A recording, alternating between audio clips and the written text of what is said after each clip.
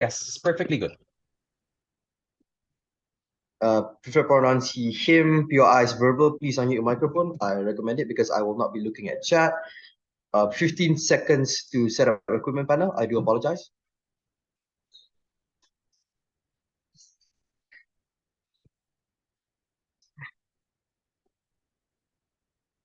All right, panel. Beginning my speech in 3, 2, 1.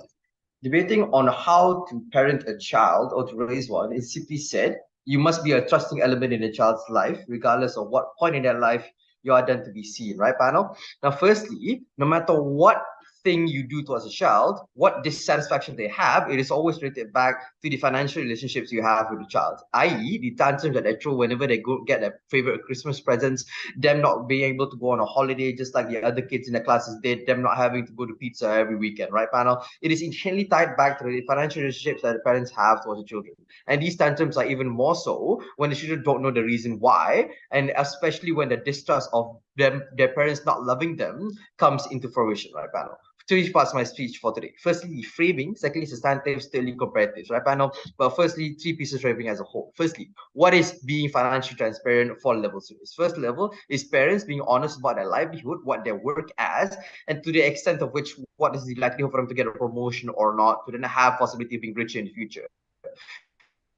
Second level, their salary and available income in general, how much they get paid, how much they can get paid in the future, is this a consistent thing, are they prefixed towards this certain summation, right, panel? Third level, the commitments, the bills they have to pay. This looks like the parents explaining that not all of their income is disposable, and even if that some of the income is then disposable, they have to be specific to which, what sector of their life that disposable income goes to, i.e., parents explaining how much healthcare costs, how much their rent for the house costs, how much utility bills cost, right, panel? Final level of framing is that final level of this prong is that parents then have an incentive to simplify things to children according to their level of development. They don't actually have to break it down to the last cent. Second piece of framing for today, what happens when you don't be transparent under our paradigm, right, panel? Three levels to this. Firstly, because then kids will ask for more because they do not know your financial limitations. B, they derive a sense of transparency and trust. Trust is always a two-way thing, regardless of authority. You can only trust a figure in your life, especially your parents, which then usually results in an authoritative figure once you acknowledge their capabilities to then trust your decision making with them in your life. Parents are already seen as a looming authority amongst other aspects like behavior and major development decisions, such as your healthcare choices as a child and what school you go to. If you lie even further, this trust will increase to the point of which parents will no longer be seen as a nurturing element, rather be seen as something restrictive in your life. You'll be more focused on getting them out of your life rather than working together with them to become a better person.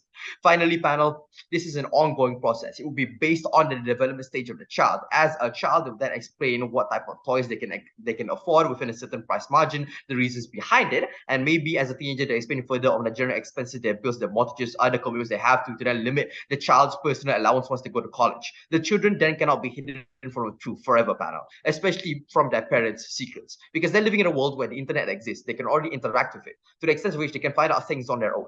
It is better for them to find out about something from a trusted source, i.e., POI. their parents at an early stage, comparatively if they find out from a non-trusted source, which usually have different opinions based on who you find it out about, and comparatively this result in a much more vague understanding of what financial situations look like under their side. But finally, burdens panel. Proposition has to prove to you two things: why this is okay, benefits a child, and is it in line with modern parenting, and secondly, why this enhances the relationship with a child and parent then. Opposition has to prove to you why lying is okay, and at what age it is then okay to be transparent with a child in any sense. But before moving on to the substantive, yeah, POI.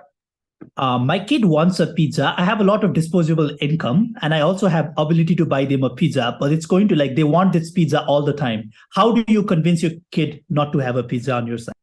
Just by you saying your general income as a whole, like, hey, you can have a pizza, but only at this specific time because this is the total salary I have at this moment in time, then yeah, maybe the child will understand I can only afford like one or two pizzas a month. I don't really see the problem behind that. Moving on to the substantive panel, one as a whole. It was why it adds to the parents being totally honest. Why this go three levels to this. Firstly, relationships are more open and built on trust. This can only happen when it's transparent and open. Why, panel? Because trust is a two-way thing, especially kids' trust towards parents due to them being a big figure in their life.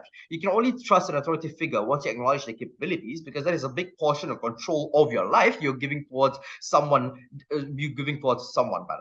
The acknowledgement then results in the consideration within the decision making of the child itself. Therefore, the psyche of the child, comparing their limitations, comparing their quality of life to other children in their classroom, to other friends that they have, then results in the general expectation of a child, the general expectation the child has towards the future of being. At present, what then looks like under opposition model? Opposition model is that whenever a child sees someone else getting a better, more expensive things, they assume then that the parents don't love them because they assume the parents are incapable of buying those things in the first place. Unless told otherwise, children will always assume that their parents are rich or at least able to go beyond the expectations because they see these parents as some sort of authority figure that then lose more control over their own life than their self-being. Secondly, the principle of honesty is basically just this. One side makes a decision under assumption that the other side's decision-making is not intruded upon. I.e., a child is able to ask for an expensive gift because they are under the assumption that that expensive gift does not intrude on a parent's will to then spend the money on themselves in the first place. But before that, yeah, what's up? Yeah, so this is kind of contradictory. If your child doesn't know the social circumstances that lead to you wearing like poorer clothes, for instance, they're not going to assume you're rich. They have to debate within reason.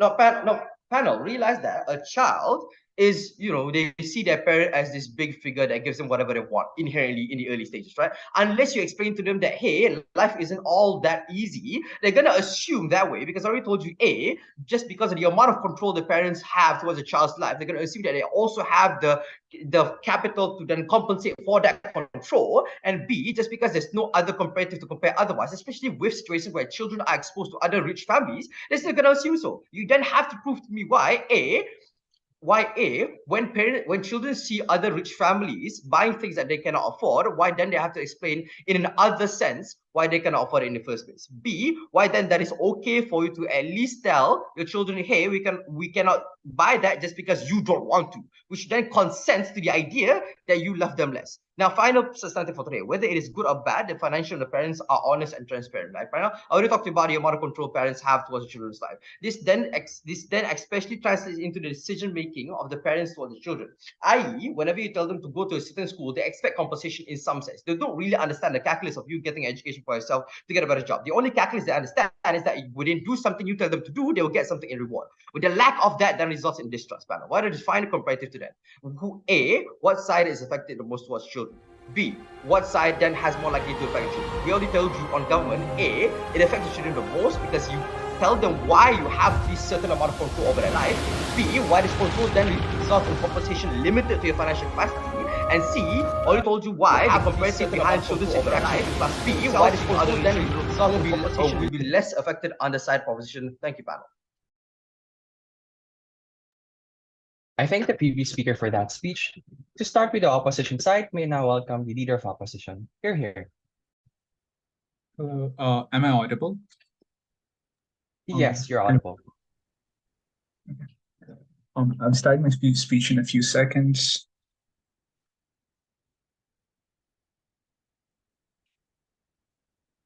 Setting up my timer.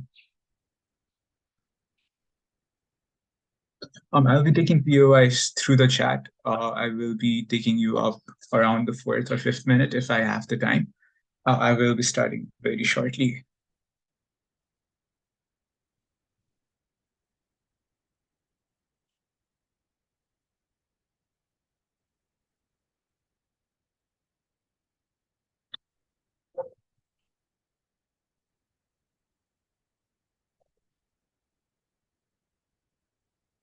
Starting my speech in 3, 2, 1.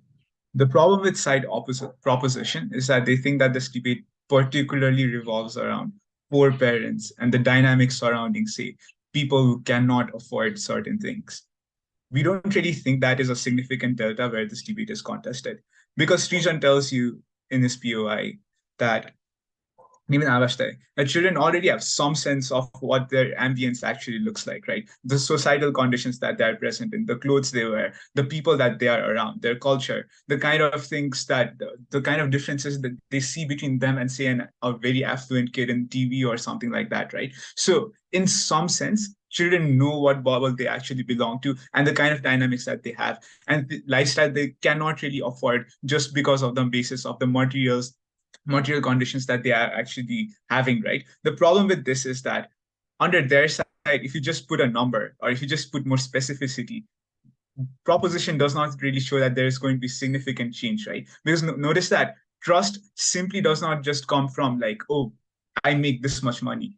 We think that parents already have some incentive to care for children and gain their trust anyway, right? For example, parents make a lot of sacrifices for the children. They tend to keep the children in better conditions than what they probably are in, which means that they might work extra to probably put their children in a better school, probably give them better lifestyle conditions, and they're more likely to care because of their social, cultural, and biological conditioning, obviously. And children in general are cute, so you're willing to sacrifice more for them. The problem with this is that now the dynamics is not really specific to say financial decision making, right? Parents are authority figures and parents are adults, which means that the decisions that they make tend to be very complex in nature and things that children cannot really understand, which means that when you like say invest money in the future, invest money for savings, or you have other complications like you're in debt or you need to owe money to someone, or you just simply don't want to spend it on the children because you don't really think there's good in giving them short-term pleasure. These are things that children simply don't understand, right? So we don't really think that the data that Prop is contesting this debate on is actually quite significant. Here are a few pieces of characterization that is completely missing from this debate. Firstly, on children. Children are highly impressionable, which means that the ambience that they're around in generally tends to affect them quite significantly, right? They're affected by society, and what they see is like, society, like what society has. Like, for example, we're living in a materialistic society, so probably there's an innate condition for children to ask more and more within their bubble, or probably ask for more, the point at which children go to like very rich shopping centers or go to buy toys and probably just ask for more, right? The problem in prop side is that now you know how much figure your parent is actually making, so when a parent declines to buy, like say, certain things from you, it then becomes a problem. The thing is that things like patience, things like say complex financial decision making, things like just in general making sacrifices or compromises are things that are beyond like what children's emotional calculus can actually understand, right? So they cannot really understand parents' decision making when they decline to buy certain things for their children. They are emotionally vulnerable, right? So when their decision is based on proximity, has and has nots, we think that they're less likely to like understand the more complex side of things, but simply understand what is in their proximity and what is not, right? So just knowing that you could have something and you don't really have that, you could buy a gaming console, your parents decline because they don't really see the worth in that, they probably want you to study better, is something that children will simply not understand. And society keeps feeding them that like, oh, you should play more games, you should do this and that, or more hedonistic pleasures through means of advertisement, through social media, through the TV shows that they actually watch. So they've got a lot of means of reinforcing what they have and what they generally do not have, right? The problem with this disclosure is that it essentially makes their entire like relationship transactional, right? Before I move on to the harms, are there any POIs? Yeah. Children's transition from teenager being emotional to being logical is proof that the emotional psyche when they were young is a result of lack of specificity. I mean, that's symmetric. Like they also become mature under our side, but they become mature under your side, knowing that the parents simply did not care enough for them, even when they have the resources to do so. So when when they see their friends having certain things, their friends enjoying certain pleasures in life, and the parents prevent them from enjoying those pleasures, that we think that taints the relationship with their parents, right? Under our side, you simply know that you cannot afford certain things, and probably you are better able to respect your parents as an authority figure because you don't really have that specificity. So we think that under our side, children are generally more inclined to believe that whatever decisions that the parents make generally tend to be in their best interests, right? So that ambiguity of like specific income, specific investments, specific assets that you have simply does not exist under our side. So what is the harm of disclosure? Firstly, on transactional relationships, the worth of parents in prop is based on how much they invest in you because there's a specific number to it. The problem starts becoming egregious, the point at which this becomes a norm, right? Which means that there's going to be outer communication. And notice that prop does not contest this debate on norms at all, right? We think that when this is a norm, when you know how much parents are making, you are more inclined to discuss it with other people. You're more inclined to discuss it with other friends, other parents, your cousins, and whatnot. And the point at which parents decline to invest in their children because they don't see good in that, we think that essentially brands them as being selfish, because those are not things that other parents can understand or the society in general can understand, right? And because children don't really have any control over their emotions, they're more inclined to politicize this, and probably this negatively affects parents in being like tainted in a bad light from the children, which means that there is an additional pressure under their side for parents to work extra hard to probably keep that specific number in a better state that they can explain their children that, oh, we are doing well, right? And we think that becomes a problem because the parents are in insurmountable amount of stress. Even if you don't believe this, we think that there is significant pressure placed on children, the point at which they realize their parents are not really doing well, right? It's beyond their emotional calculus to understand that parents are actually in debt, or the parents can only afford 2 pizzas a day. The reason for this is that children simply don't understand how money works. Children simply don't understand how money comes and goes, how investments work, when their parents are at a loss, when their parents' business is actually doing well, or when it's actually not, right? So we think that when there is a debt, there's already a surrounding stress in the family. And the fact that children now have to keep up with their parents saying, oh, we do not really have the money, and continuously keep badgering them because this is something that's going to be talked about in the family for a very long time, means that this creates additional psychological pressure on them, right? And this translates negatively because now children start becoming more, say, conscious about how they spend their money, or probably how they view their family. We think that this taints the parent-child relationship for those reasons. Oppose. I thank the previous speaker for that speech. To proceed with side government, may I now invite the Deputy Prime Minister. Here.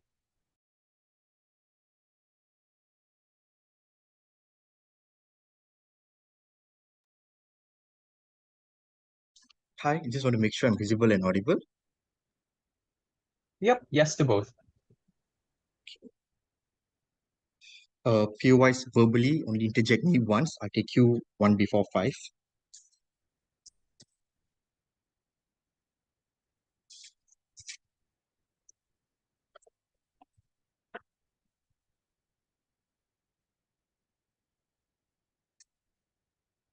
All right, starting my speech in 3, 2, 1. The first thing we need to begin with is the characterization of what children look like and how they comprehend information. Opposition continuously tells that, oh, children don't know how to manage finance, you know what is amount. Note, when they go to school, parents give them money. For example, 10 ringgit a day or 10 rupees a day. They go to canteen, they buy food. They know what transaction looks like. They know what depletion of finite resources look like, and the inability to spend or inability to purchase things in their financial life. That means these children have a known thing about transaction and how they are finite resources. Secondly, children are also able to understand better as they are growing. Not in opposition, they tell children cannot comprehend. But as the children, from being a young child growing into a teenager, there is a lot of gaps they need to socially fill into the children. There's this false presumption with children that if my parents can afford, why are they unable to do it? Therefore, it is hard on the wall of hope, firstly, to continuously lie, what Hari told you is principally wrong, but also secondly, the breaking point where children finally realize it is unable for their parents to provide, it's much more worse. One responses, they claim that children have some sense of social circumstance where they know by in terms of clothing they're lesser than others. In op, they claim that, oh, parents are able to understand this. Note, when parents decline to buy things with a false presumption children can afford, it becomes a problem because the decision is based on proximity. Two responses. A, if children are that socially intelligent, children can also understand that savings for future is important, insurance for well-being is important, that parents are investing for them. B, a child is more likely to understand the finite resources of planet Earth because Harid already told you, being financially transparent means parents will tell you A, how much they earn, B, how much the expenditure is in terms of mortgage for house, for their car, how much you spend for utility bill. That means a children knows how much is being spent and what is the disposable income the parents have at the end of the day. Meaning children can actually see what is better in terms of their family's sustainability and why parents choose to spend such carefully. Yes, your PY. You have the fiat to say that probably financial transparency will happen. But the conversation after that, you don't have fiat to say that's always likely to be positive. Why are parents likely to proceed like being really transparent about the rest of the things? The motion is simple. Parents will be transparent about their financial situation. It's going to be happen at all times.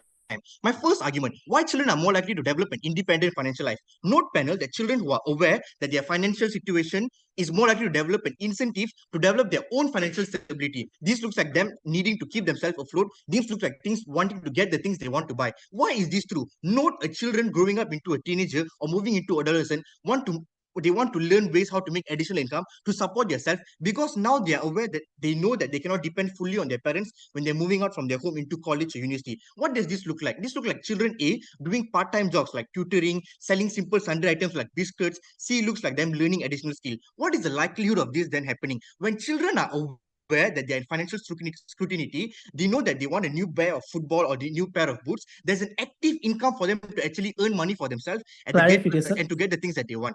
What is the comparative then in op? No, children are continuously going to throw tantrum towards their lying parents for not buying the things that they want. Children are more likely to develop anger in their world, hatred towards their parents in their world for not buying them, because children now have a false perception that my parents have a lot of money, but they choose not to spend for me and their parents are lying. What is the metric of weighing for this argument then? Note the worst case in government is children getting disappointed when their parents reveal their financial situation at first, but over time they're likely to get over it because people will accept the fact. But now the comparative in our world is that children develop an active incentive to earn to become financially independent, to fulfill the things they need. The comparative in the world of op is children have an accumulation of tantrum towards their parents over time. Why is this bad? It damages the relationship between child and parents, also the trust the parents have to build with their children. Note in opposition, they cannot say, oh, in our world also children will accept, because in opposition children already have this false presumption which is accumulated that their parents can afford, that they can afford, but yet they still choose not to provide. Children cannot comprehend the reason in your world when you say I have the money, I will get it for you, but just not now. This is Point. even worse, because in their world it is going to drive children to steal money because they don't get what they ask from their parents, even though the parents say I have the money, I'm going to get it to you. There is no incentive to be actively independent because the parents give assurance that they can provide and they will provide and there's enough money to sustain the family. But panel, even at the worst case, let's say both houses want to say children can accept and become financially independent. The metric then here is who starts first and earlier. Obviously, the children in the world of government start first because they're made aware earlier by their parents. Therefore, it is early for them. There's an early starting point for them to become financially independent. This looks like them saving money for themselves in the future compared to the world of opposition. We start to be financially independent earlier. The second argument then, in which world are children more likely to appreciate their parents' little Fine. effort? Also, direct response to which world children appreciate parents' sacrifices. In Gov's world, children are more likely to cherish all the little moments or experiences that their parents provide. Why is this good? Note, for example, if a parent brings their children out to buy KFC in a month or choose to go holiday local instead of foreign, even though it's only happening once in a month or once in a while, it becomes very special to children because of two reasons. A, children are now able to realize that the limited resource their parents have, yet they choose to spend those kind of things for their children. B, children can comprehend their parents' sacrifice, who at most time have to work extra or eat less themselves just to provide for their children. Why is appreciating parents important in this debate? Note that this makes children aware that with my mom or dad's education level, they're doing the best out of their life to provide me with their food. Even better, all the parents' effort, like surprising the children on birthday, maybe with their favorite game or handphone, makes the child to reflect all the sacrifice or the overtimes the parents had to work, the multiple jobs they had to do just to buy those things and make it happen for their children. In government, note that children are less likely to complain or compare with what other parents are providing, because their children they develop a consciousness that this is the best my parents can provide. What is the comparative then in opposition? Parents are going to constantly lie and fake, and they're also going to try to postpone the arrangement. Things like, if you want pizza, you will say, okay, no problem, I will get the pizza to you end of the month. The rationale of a parent is, I don't have the money now, end of the month I'll get a salary. But the children doesn't know that by the time you choose to do that at the end of the month, the things you don't get then accumulates for them, and they have this constant feeling that, oh, why other parents can do better, why my parents can't do it immediately. What will happen when the children continuously blame you as a parent for not doing these things despite having the money or capability? What is the metric of being here? In government, a child is able to comprehend in terms of social circumstance, this is the best my parents can do, and appreciate that my parents can do at the best of their capacity, even though other parents can provide. In opposition, the child will not appreciate or value anything the parents do, because there's a false assumption my parents actually have the resources to do better for me, but they choose not to do this. What is the worst case in government then? Even if a child fails to understand why is my parent not doing this, the ability for them to comprehend their finite resources and the resource being spent of them is much more better in our world than a world where these children don't understand why my parents have money, but they still choose not to do it. What have I told you in this debate? Firstly, an intelligent child who has some sense of social circumstance can understand transactional relations, can understand parents' disposable income. Because even if they don't understand as a child, growing up into a teenager, they will still understand and are able to fill the gaps. I've told you children are more likely to develop an independent financial life, and children are more likely to appreciate their parents' little effort. I've never been prouder to propose. I thank the previous speaker for that speech. To proceed with the case of side opposition, may now invite the Deputy Leader from here. Hi, can you hear me? Yes, you're audible. All right, give me a few seconds before I start.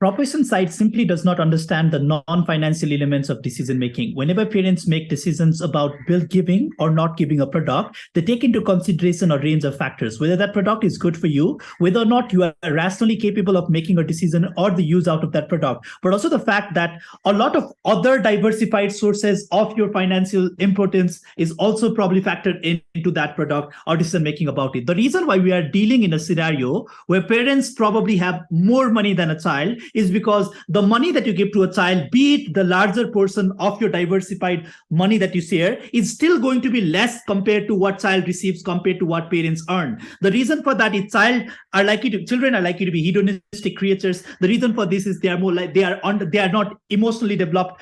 They have underdeveloped biology. They also see instantly gratifying pleasures. A lot of which means that their ability to seek the pleasures of this kind overwhelm their rational decision making even when they want it. For example, like they want pizza all the time. They want certain things based on what their friends have. A lot of these kind of parameters means that children are always likely to expect more in regards to what parents can give. That is why the alternative characterization about children being reasonable isn't true in financial decisions, because adults aren't reasonable enough in financial decisions. I'm not exactly sure why this is true. Second thing is, this debate requires them to set a norm about this kind of things. That is to mean, why is it necessary for a parent in any situation, any world, to disclose their private property, which they earn through their own personal means for their own personal pleasures? The kind of money that goes into children or probably making their basic needs met might be an important parameter that is in consideration. There is no reason why they suggest why parents need to go out and give this information to the children, who oftentimes have no say in this financial decision making,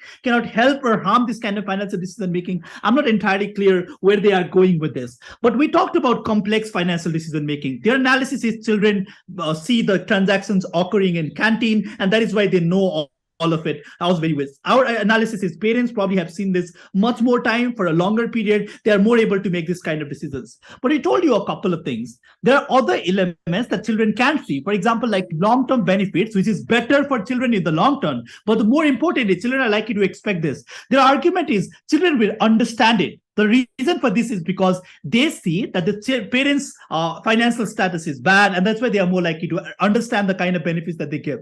This is not true for a few reasons, because we can still lie on our side. Because what most of the parents do when they are asked about this kind of situations is they just go out and say, oh no, I don't want this anymore. I don't want to give this to you because I don't have any money. A lot of these things can still exist when I have money. The fact is, if they are sure about the level of control that parents can have, we do believe that parents can control the way in which parents give this kind of information. That means parents are always able to lie on their side. There is no way for children to verify the exact financial reports, because a lot of these things are not going to be transparent. That is to mean children, because of the social conditions that they live in, but also from the communication within the parents, are always likely to know that there is some, like in some sense, that these parents aren't as rich as the other kid that goes and drives in a Lamborghini. The next, if you assume children are smart, you have to assume they are going to notice this. The second important characterization to net is their reaction is they will accept. There is no mech to this analysis, rather than saying that children are rational. We say they're likely to expect more and they're likely to demand more from this kind of parents.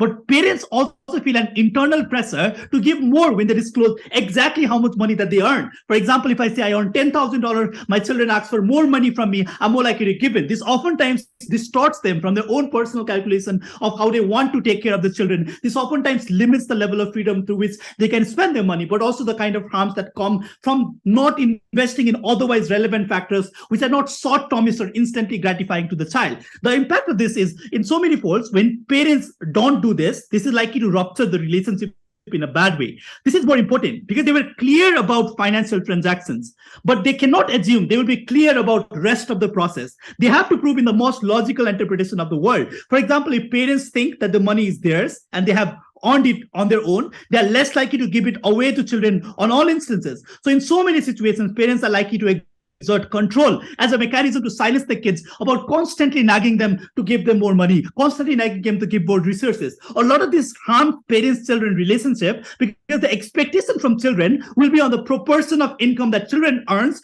versus, and that is also how children are likely to look as a measure of care that their parents have towards them. Note that there is no response on opposition. When we said that a lot of this kind of relationships are likely to be transactional, there are other mechanisms for it. For example, a lot of the children want to go out and show to their friends what they have got. They are more likely to post these kind of things in social media. They're also likely to politicize this kind of financial transactions with their friends and peers. That means they're more likely to be more communicative about how much they have, what their parents have. A lot of this sets unfair expectations upon parents because other people are also going to judge you. Oh, this person earns this much and is not spending on the child. A lot of these things also affect the way in which parents and children interact because one, they are more likely to not be open and transparent about other things if they're transparent about money, because this oftentimes requires, I'll take a POI. If children can learn about financial situations outside, what's to stop them from being supplemented by their own parents? Sorry, I don't get your POI, but the fact is this, right? So basically, the question isn't whether or not children can learn about financial situation exactly. The question here is you have sort of idea of how your parents live based on other benefits. So it is your duty to prove your extra benefit on your side. But in certain scenarios, let's say parents withhold money from them or don't give them money that they probably need to. The idea is we don't think that giving more money to a child is always a good thing. In so many situations, when there is instantly gratifying needs, it is more likely that this child is likely to go into more hedonistic pleasures that money can buy. They're likely to make irrational decisions that are likely to be bad for themselves. That is to be in situations where parents don't have direct control or direct oversight over this kind of children, it is harmful. But second, the lack of trust has complications and issues. Parents have competing needs. We talked about it a lot of situations. Children aren't their only priority, but also short-term needs of children aren't their only priorities. A lot of being forced by this kind of narrative also reduces the ability to make independent financial decisions, which also harms the quality of life parents have. This debate has never been about parents from side proposition. That is something you need to address. Probably at this point, it's too late. The next important thing on their decision making is also about what this leads to the children. Children are particularly vulnerable. At the point this trust breaks, there is less communication with the parents, but also less ability for parents to help them. The control that they say is very necessary for parents to go out and save these kind of children from precarious and dangerous situations. It only occurs at the point children trust their parents. This is likely to occur because fake information, if children believe it's true information for them, and that is why we get the benefits on their side, they get no benefits of ours. Very proud to oppose. I thank the previous speaker for that speech. To proceed with government side, may now welcome the government whip. Here.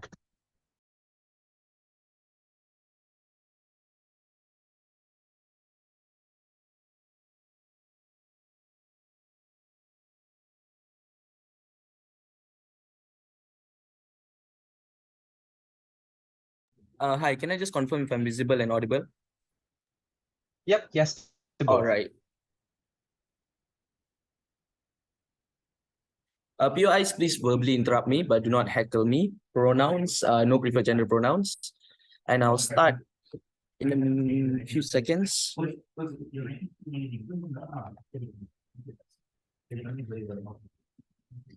Starting my speech in 3, 2, 1. Panel, the relationship that oftentimes shapes and molds a person is the relationship between a parent and a child. As in any relationship, we argue that honesty plays an important part in shaping someone. opposition has a big burden to defend why lying is ultimately for the greater good of the child, or why finding out on their own is eventually better for the child. 3 things I'll be doing in my speech. Firstly, technical flaws of opposition side. Secondly, a comparative on issues in today's debate, proving why side government take today's debate. And thirdly, a summary of government's case. 3, technical has been very uncharitable in terms of the relationship between parents and children. We argue things like the love of a parent, that love that parent has for their children, the ability of parents to buy things for their children are things that are mutual on both sides. Opposition's whole argument on how it now becomes a transactional relationship not changed on either side. Second technical flaw on opposition side.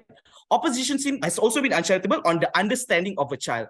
They responded to us by saying that children are highly impressionable and understand society because of modernization and would eventually understand how much their parent earns and what their parent earns and the mortgages that their parents would have to pay. But at the same breath, they argue towards us that children would not be able to comprehend if their parents explain towards them their financial state, right? So we argue all of these contradictions in opposition's case. Thirdly, opposition misconstrues our whole framing, right? Their major argument is how on explaining your financial state is a whole complex idea. Understand that, panel, on our side, we're not giving textbooks to these children. We're not having lectures every month that parents have for their child. On our side, we simply explain things like basic salary. We explain like commitments that parents have. And eventually, as a child grows up, possibly towards teenage years where they have matured brains, we think that eventually things would evolve, right, towards things like more complex things like mortgages or specificity in terms of salary that their parents accrue.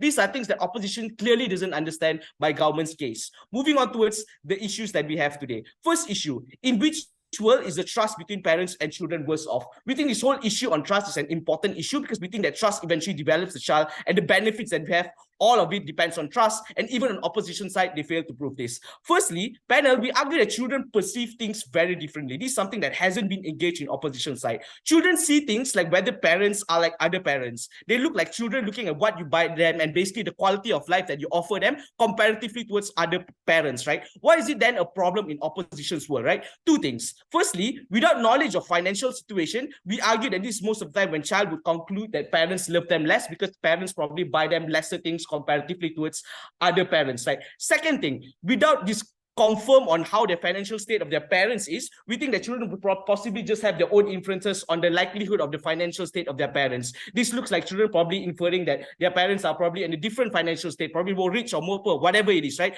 But at the end of the day, we think that the exclusive benefit that we have on our side is that we don't want children to have inferences on their own on their financial state of parents. At least on our side, we think that it's better that the conclusion that they have on their financial state is something that their parents tell them, right? That something comes directly from the parents itself. Secondly, what happens then when children finds out their parents' financial state in both worlds, right? We already told you that it's likely eventually, and opposition kind of agrees to this, that eventually children will find out on their own, right? So what is the difference in both worlds? In Gulf's world, we argue that as in parents told them, whatever their state of family is, whether they are poor or they are rich or middle class families, we argue that it is something that they go through together, right? So if it's something that taxes them emotionally because their parents are probably poor, we will also argue that it's something that at least go through to their parents. They at least have guidance towards their parents in terms of their financial state and guidance in terms of how to spend properly, right? Comparatively in ops world, when they find out eventually and when the trust isn't there because their parents didn't even tell them in the first place, we argue that it is something that they go through alone. They'll have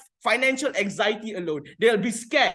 They'll have no guidance. And eventually this would lead towards the independence of the child being something that's totally bad because eventually they wouldn't want guidance from the parents in the first place, right? Thirdly, opposition argues that children would understand that whatever they do is the interest of the child, right? Firstly, we argue that a child would not necessarily think like way. If you're going to argue that child cannot understand this complexity of things, I don't think you can argue on this idea how children would suddenly understand that everything their parents do is for the benefit of the children, right? But even if they do, then why is it bad to just be more detailed about your financial state to your child? The biggest burden that opposition has is that they haven't proved to us at a single point in their speech, why is it bad that when children don't understand? If children don't understand on our side, on the financial state of their parents, then nothing happens. These children would still be the same, right? So we don't really see the harm of children not understanding in the first place. Fourthly, as a parent, even if you are rich, it does not mean you have to buy things every day for your child, right? Even in our side, where parents tell you about their financial state, we argue that they still have an authority figures and children would still listen to them. Opposition's argument on how children would suddenly like blackmail their parents or request for more things from their parents is something that is non-existent, right? It doesn't change how much your parents spend on you, but it just explains why do they spend like they do and just gives a proper idea on the financial state of your parents. But before I move on towards my weighing, yes, sure, PY. I understand my parents are poor, but I still want to buy the movie ticket or a pizza because there is significant peer pressure and I'm likely to make an emotional decision. Why is it good to be financially transparent? How will you convince your child? Exactly. If you really want to buy something that's over your price limit, I think it's more better if you are more understanding towards your parents' financial state. If you're understanding that your parents support, it's more likely they'll appreciate, yes, my parents still do love me, but probably they couldn't afford this because of their financial state. Comparatively, on your side, when you have no idea on your parents, to avoid on our side, and we would avoid on our side. So let's look at the comparatives here, right? Understand that sacrifices and love of a parent is the same eventually. The importance of this issue that is in Gulf's world, if a child knows, the trust is eventually better. If they don't understand, nothing really bad comes of it. In Ops world, they will eventually understand and eventually infer on whatever they want, self-inference, and eventually thinking how parents don't love them. So what is the harm of child really not understanding is something that opposition didn't really explain to us. Second issue, which is the short issue, in which world does children become more independent? We argue on our side, at least comparatively. Firstly, when you go through with this with parents, when you have guidance from parents, you're more better knowledgeable in terms of financial aid and financial state. Secondly, we also argue that you're more aware of the financial state that you have, which means you appreciate things more, which means that you make better financial decisions on our side. What government proposes to you is an understanding of trust built between parents and children. We argue to you that this is the utmost importance in terms of educating your child and properly creating a relationship that is sustainable and filled with trust. With all the reasons, proud to propose. I thank the previous speaker for that speech. To proceed with side opposition, may now welcome the opposition with. Here. Give me a sec.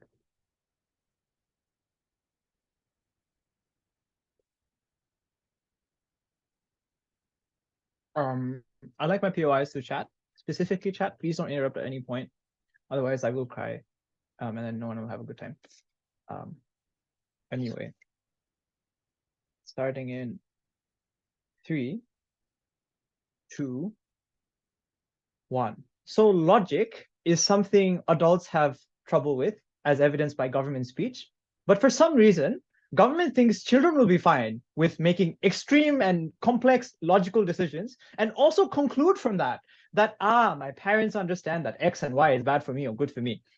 Here's the fundamental problem with government, right? We say that long-term decisions are hard for children to understand, particularly in their developmental years, because they just don't have the intellectual capacity and ability to do these sort of things. Their response was, oh, but you can buy stuff in the cafeteria. So they do financial transactions. Yes, adults struggle with taxation. They struggle with investing their money properly. They struggle with debts and all these sort of things. These are adults who have many, many years of experience and ability over these children. But for some reason, the fact that you can buy a tomato at a fucking cafeteria is what decides how financially capable you are, right? Just notice how bizarre that analysis is on their side. I want to talk about a few more things specifically in response to government whip. And I'm going to talk about the two things that win us this debate. A few things in terms of response. They say, parents want to buy things for children on both sides anyway, so it won't make it transactional. This misses the bulk of opposition's case, though. We said this is symmetric on both sides, but the difference is when you know exactly how much your parents make, you're probably going to ask for more, right? The relationship is going to be based on financial incentive. Government's analysis was specifically focused on that. They said, if they know how much I make, they won't ask for more than one pizza a month. Or if they, but the converse is also true. If you're rich, they're going to keep asking for more pizzas. And if the only disincentive you have is money, then obviously your child's going to eat more. What we said was, if these things become more explicit on opposition, the way you understand how your parents love you is decided on how much money they spend on you. And because children are short-termist, because children care, and because children are relativist in how they understand happiness, they're going to compare with other people and find their own parents lacking. We told you on opposition second that in the vast majority of instances, for a number of mechanisms, parents are always going to spend less than what children are happy with. In most cases, this is fine because, like government says, they're authority figures, so they're probably going to be okay with it. But also, like Shizen says, we can just lie to our children, or we can just be unclear. We don't have to tell them we have this much money in the bank. We can just say we don't have the money. In the vast majority of cases, that's okay. That's the status quo. Government assumes for some reason the status quo just doesn't work. It does in most cases. You had to defend the additional slight benefit of doing this versus all the harms that come from it. They haven't made any attempt to compare. The second thing then is we're not giving them textbooks, is what they say, for why they will be able to understand it. Yes, but you also have to understand that college, for instance, is really expensive. Financial security in the future is really expensive. But also, you want to save money for retirement as a parent. You have concerns of your own needs that you care for that children might simply not understand. For them, the fact that they can have a pizza every week might add up to $100 extra of expenditure, right? They might want a console every second year, might add up to $600 extra of expenditure. All of these things add up to make your college experience worse, add up to make your quality of life worse, because maybe you're not affording that extra furniture you needed. Maybe you're not affording the other things your parents see that you don't, right? But these are things government just doesn't want to talk about. For some reason, they know everything. And for some reason, just talking about it will solve it. I just don't see where the mechanisms work here. Trust and children perceiving things differently. What does government say? They say, if you don't know how much money you make, you think that you're worth less. No, instead you can just say you don't afford it. But second, we're authority figures, so we could probably accept it anyway. But third, we don't have to be specific on all, but we can just say we don't have the money to afford this, or we have the money to afford this. This debate isn't about opposition just not giving your child any financial literacy. That's insane. Like, parents can probably still teach them about how taxation works, about how investments work, and why it's important to do so. I just don't know why it won't happen. Government just assumes that's something that government opposition won't do. This also deals with the response about guidance, right? Not having it. No, schools provide it, so there's external guidance. Parents are going to provide it anyway. You don't have to tell them the exact figure you're earning or the exact expenses you have to talk to them about financial literacy. I just don't see why this is true. Finally, if you're rich, you don't have to buy anything. It doesn't change how much they spend. No, we told you the incentives children have are very, very specific. They're short-termist, they're hedonistic, and we've given you mechanisms for why this is the case. If all of this is true and you don't challenge it, you have to accept the fact that children are going to want more than what their parents are willing to spend on them, and are going to feel bad because parents don't spend on it. Because you give them specific figures of how much they earn, that hurt is more magnified. So the trust you want to build is much, much worse on government. So just have to deal with that analysis. We were very engaging. You didn't want to talk to us. That's okay for us because you're losing. Finally, love and sacrifice is kind of weird because it's symmetric. I just don't see what's the delta here. You guys needed to explain that a little bit better. Yes, I'll take your POI. In both worlds, children will get hurt, but at least on our world, they will try to then make logic of why. Why is that? Because they know how much their parents make. What's the mechanism beyond that? Because that, for some reason, the truth is what's going to solve everything on government. Even though you don't explain how children handle the truth, we do on Srina's speech. We do on Nishan's speech. We told you these are the reasons why they're going to react poorly to these sort of things and why worse outcomes are going to result in the future in terms of the trust, but also external factors like society thinking that these parents don't love their children as much, and like trying to isolate or ostracize them, or all these sort of harms that government never addresses. Right then, quickly, the first question, children, who explains them better? We say intellectual capacities are largely evolving. Their response to this was, but like teenagers are more mature because they have specificity. No, it's experiences, but also literally the fact that your brain grows and becomes more capable as time passes. Their analysis just doesn't fly. What do they want? And we're the only side that actually analyzed how they make these decisions, right? All they say is, but like if you know how much you make, then you won't ask the same things. Where's the mech? The third thing we said was short-termism versus long-termism necessarily means there will be an inherent conflict on government that we can solve because we don't give them specificities, we can lie to them, we can figure out other ways of giving them answers that they will eventually be satisfied with. On government, because they know exactly how much they make, and because their incentive structures are so warped, it necessarily means it's going to cause a lot more problems, right? So they're going to be not able to comprehend this in most cases, but even if they get the fundamental basics of it, their incentive structures mean that they're going to act in poor ways, which means generally they're worse off. What changes then? How children interact with their parents because of trust, the fact that you can't say no without having like a financial incentive on government for some reason, like we just clear, we say there are other ways in which you can do this, and because there are other ways that exist that children are also going to accept, it's just not going to cause as much of harm as they think it is. But outward perceptions, which is they just lose dissipate entirely. We told you that other people also look at how these interactions happen and you result in getting ostracized or whatever, but they also shape children's expectations from their parents. For all of these reasons, you have to vote off. I thank the previous speaker for that speech. To conclude for side opposition, we now welcome the opposition reply speaker. Here. Hi, can you hear me? Yes, you're audible. All right, I'll start. How can you magically transfer a kid into an adult? Just give them specificity. That is proposition Mac. A few things that we want to clarify at the end of this speech. Their mechanism is when you convey honesty, that is the only mechanism through which there will be better children-parent relationship. We told you, if their argument is true, that when you are able, as a parent, are likely to have a lot of control over the information that you send it to children, but a lot of your financial income or a lot of these things are entirely private exchanges that people don't explicitly or exactly know about, then your ability to tell these children what you earn or what you are likely to benefit from is high. That means that is to mean that children are still likely to make decisions based on what parents tell to them, as opposed to what is right and exact. And that is why they cannot claim trust on their side, because on our side, children can manipulate the kind of information that they give, not manipulating children in any ways, but the information that they give to make sure that children perceive it in a positive way. Because there are two things that we said here. One, that children have ability to sway parents' decision making about this, or either get hurt on the process itself. We told you that parents love their children. We also told you that children have some kind of shared relationship with parents. That means parents are likely to take care of them anyway. But this also means that children have some leverage to exert a lot of things from parents when they don't have the financial or moral capacity to do so. Their response to this was children are going to be rational about this. But we have proved time and again with a lot of mechanisms that say that children are less likely to be rational, at least not as rational as comparable to parents. But what is the harm there? The harm is they are using their parents' money and do have the ability to do so because of the existing leverage. If that is so, then whether or not parents' ability to lie depends whether or not they can benefit them. That is to mean children's health, children's betterment, also the total betterment of the family depends on the ability for parents to lie in this kind of situations. Because a few things. We said that children undergo a lot of competing decision-making calculus, but most likely the most dominant one is going to be emotional. I can understand my parents are poor, but I still want to get the pizza.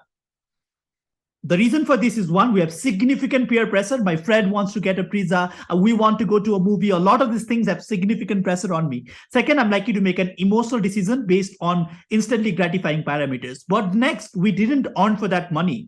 This was earned by my parent. So it's so easy for me to spend. And that is why children spend a lot of their parents' money without knowing its true worth. Somehow in proposition, they are going to know the true worth of money, which they never earned. And they are probably going to be rational about it.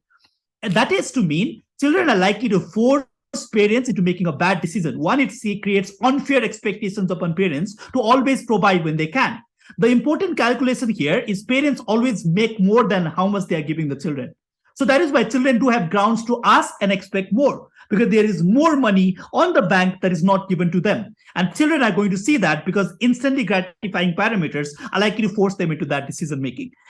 Proposition's burden was to prove why that is not the case. Only thing that they say is children are going to be rational about it. So in the best case scenario, children understand everything. They understand their parents are poor, but they're still compelled by emotional parameters and the fact that they cannot understand future benefits, or probably that fact that pizza is not good for health, means that they are likely to make bad decisions within that kind of situation. The impact of this is harm towards children, but harm towards relationship, because they look at their parents with a lens of financial transaction. You see that, oh, they didn't give me money, so they are not good parents. This is further politicized when they go out and tell their peers about this kind of issues. And this creates unfair expectations on the part of parents and children. This is harmful because parents' ability to help children depends on the leverage that they have over them or the control that they have over them. In their side, they lose all of control because children oftentimes think that their parents are lying to them or not lying to them, but again, not giving to them as much as required. That's why we're very proud of. I thank the previous speaker for that speech. To finally conclude this debate, may we now welcome the government reply speaker. Here.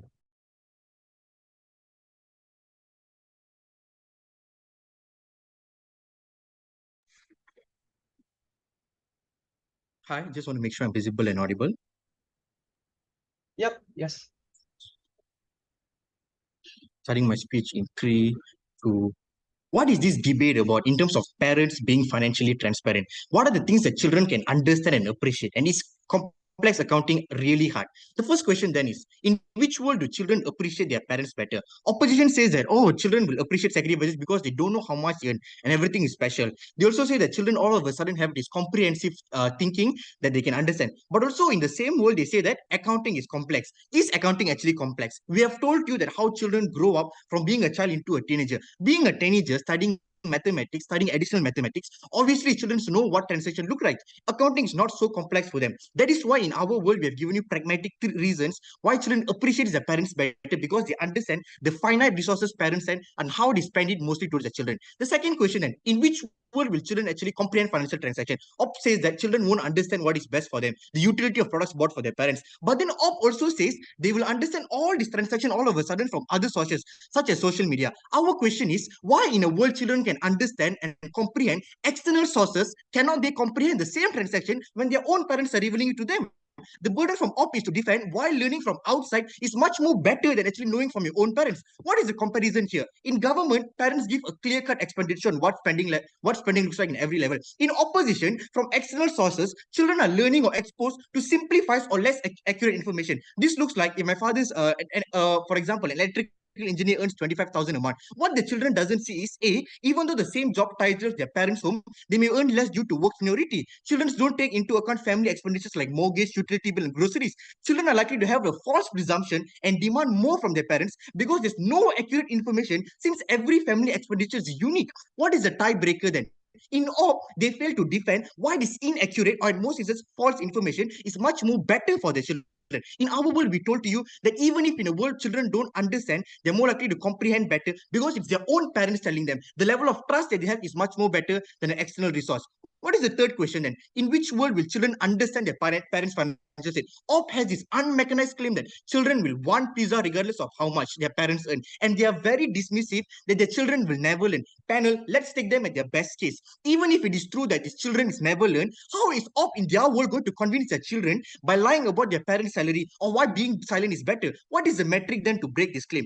In government, if the child understands what their parents are spending, it is already a net benefit in our world. In worst case, even if the children don't understand, the harm is zero. There is no negative harm in our world. But in opposition note, they're already running in a negative harm because children's information firstly is from an external resource which is not accurate. And B, parents have to constantly lie and there's accumulated resentment upon the children because they don't understand why their parents doing this choice. The fourth question then is, will parents need to provide for children just because they have a lot of money? Op says that parents are forced, children are short-termists, they want fulfillment. Two responses. In status quo, Op already mechanizes that children have a social understanding in terms of where like their clothes and spending. Our question is simple. Why in a world children already knows that my dad drives a Mercedes, my dad owns a Semi-D, they won't already know that their parents are already damn rich. They already are requesting these things in status quo. Why isn't the harm already accumulating much worse in your world? Because they already have the same social understanding of how wealthy my parents is. Means in status quo, they're already demanding all these things. What is the comparative in government?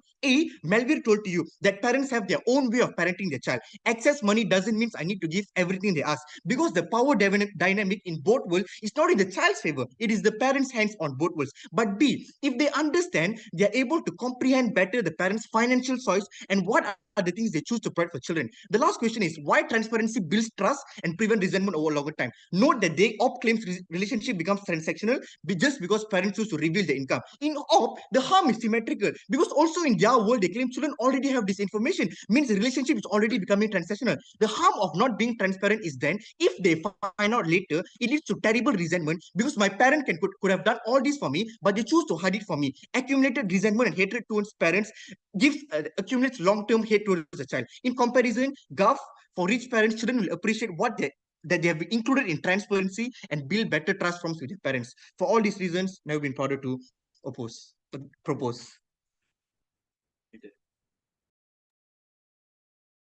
I thank the previous speaker for that speech. That concludes this round. You may now virtually cross the house, and I remind everyone that you should leave the call in the breakout room and wait for the decision at the final verdict in the main hall. Thanks, everyone.